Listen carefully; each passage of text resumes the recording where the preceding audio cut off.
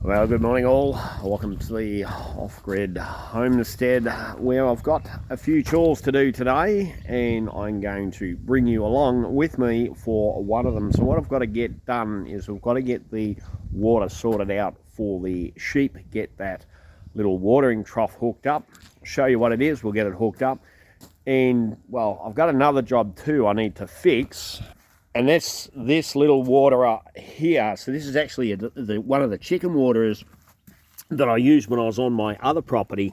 And it's got a nice little float in here that activates the water. The problem is this fitting has now split. Hang on, I have got a puppy that has decided to join the shot here. Hello, puppy. So if I turn the tap on for the chicken waterer or blues water, you can see the fitting here is leaking. So that's split. So we need to get that changed as well. So let's wander down towards the little sheep paddocks where I have the watering trough brought down. I gave it a bit of a clean out this morning. So we need to, over here, we need to get this all hooked up and get some water hooked up. So let me show you the troughs that I've got, and I've been using these are from my old homestead on my old property. So I've got some troughs here. So these are the feed troughs, even though they've got water on them in them because they've been raining. So these are the feed troughs. So one's going to stay here and the other one is going to go into the other paddock. And this is the water trough that I use. So we've got a fitting here, or an input line here.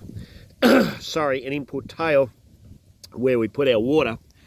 Let me just remove the lid here. Let's see if I can kick this with my foot. Get the lid off. When I take that lid off, we see under here we've got a float level here that controls the height of the water. So we need to hook that up to this 200 litre drum here and get some permanent water for the sheep. I hope there's no big snake underneath that. That would really make a good video footage. No, there isn't. That's always handy. And tip the water out of these here like this. Hopefully you're getting that in the shot because I've got no screen to be able to view. There we go. Move these out here. I'll give them a bit of a clean out in a minute, and we're going to bring the water trough into here. So every homestead has its deep dark dungeon of bits and pieces, and it's always generally a mess. And yeah, this is my deep dark dungeon of bits and pieces in here. It's where everything kind of gets stored. But in this shed here, I'm not sure if we're going to be able to get the shot in here because it might be a bit too dark. In this shed here is, well, where I keep a lot of parts and bits and pieces. So the retic line there, we're going to need that roll there. So over here is kind of my plumbing retic corner here where I've got plumbing fittings. So we're going to want that. Let me grab hold of that one, and we're going to need, yeah, going to need some retic fittings, and we'll also may need some fittings down in here. So let me have a look at what fittings I need, and we'll get something sorted for the sheep. Right, so I've got, I reckon, what I need: a couple of elbows, a tail to go onto the waterer, a couple of the clamps, and this fitting for the waterer for Blue's little water trough. There he is. He loves stalking. Puppy kisses! Puppy kisses! Ah, whoops. There you go. Give everyone puppy kisses. A few moments later.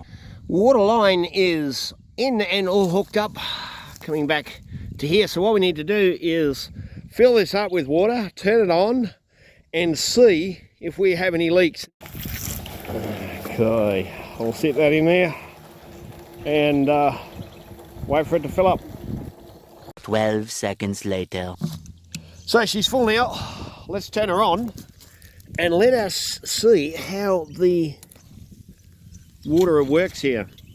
what happens, I think most of you are going to know this, but I'll explain anyway, just for those that are not sure how these work. So that ball valve, or that, sorry, float drops down and allows the water to come through. It only trickles through slowly, but that's enough to keep this topped up.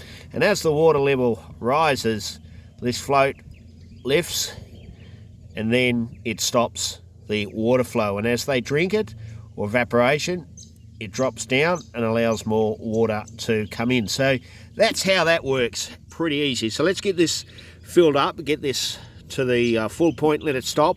One eternity later. So this is full of water now. You can see that float has actually stopped the flow of water.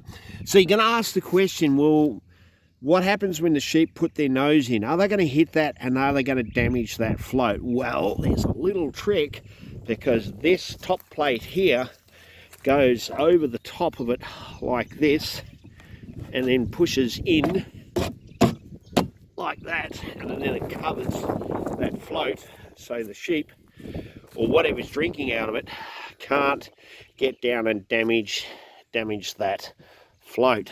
So the question is, have we got any water leaks? I can't see any water dripping here. Nothing dripping here. That's good. Okay, nothing.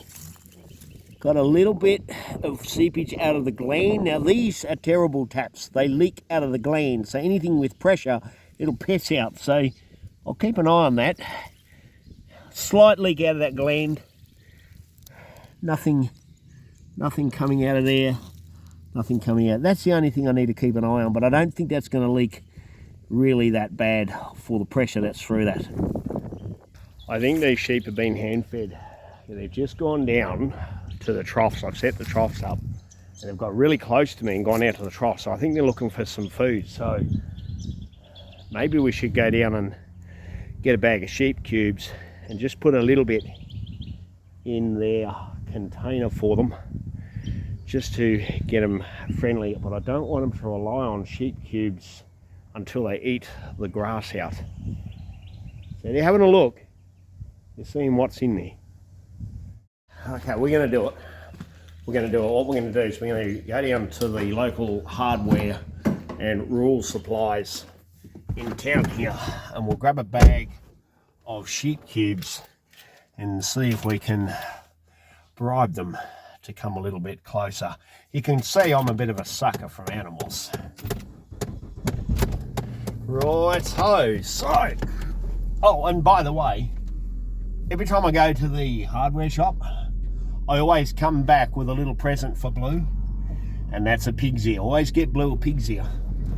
Right, let me get this done. I'm not going to do video footage in the hardware shop or going there, because I don't want him to disclose my location as much as possible. I know there's people that know where I live, but I don't want to make that openly public here, so I try and minimise that. So give us some time, we'll get to the hardware. Oh, I know I haven't got my seatbelt on. I better do that. I might get arrested. So I've just come to open the gate here, and they've come straight. Look at them, look at them, look at the car, and they're coming down. They know there's food coming. They've been hand fed. A few moments later. Righto, I have got one bag of sheep cubes and a pig's ear for the pup. So what did this cost me? You're going to ask me, how much does it cost for a bag of sheep cubes here in Western Australia? So that's 20 kilo. Normally I get the Thompson and Redwood brand, but this is the brand the hardware shop's got in. So this and the pig's ear was $24, and I think they're $2. So this must be about $22 for a 20 kilo bag. Now, for my US viewers, there's 2.2 pound to a kilo, so I think it's around about 45 pound bag, I think, something like that. But anyway, priority number one, this has to go. Blue, are you going to SIT? You should SIT. What do you need to do first? Good boy. There you go. Oh, you love the pig's ear. Straight down to his bed. Are you loving that pig's ear? Oh, yeah. Little treat from the hardware shop. there's always, when you've got feed bags with these strings, trying to work out which end you've got to pull to get these off. So I reckon I've got the right end this time, so we should pull on that. There we go. Sometimes this works, sometimes it doesn't. So these are the sheep cubes. They look like oversized chicken pellets, but they are for sheep. So let's get a tin of those, put them down in the sheep feeder and see what happens. Oh, look what I got for you. Come on. There you go. Up you come. Yeah. Come on. Right, so I'll spread a little bit across here like that. Come on, girls. There you go. They're having a bit of a look. They're looking at it. Go on. You know there's food in there. There we go. They have found the food. Let me just see if I can sneak around without getting too close and scaring them. There we go. Righto, so I've got the sheep feeding out of the food trough, so it's all in the training. I'm going to leave it at that. I'm not going to give them too much attention and stress them out too much. I'll get them used to it. But I reckon these have been hand fed before, so it won't be long before we're going to get these feeding out of our hand. So I think this video has gone on long enough. I've still got to fix the other water with the leak in it to keep the Blue's little water trough up for now.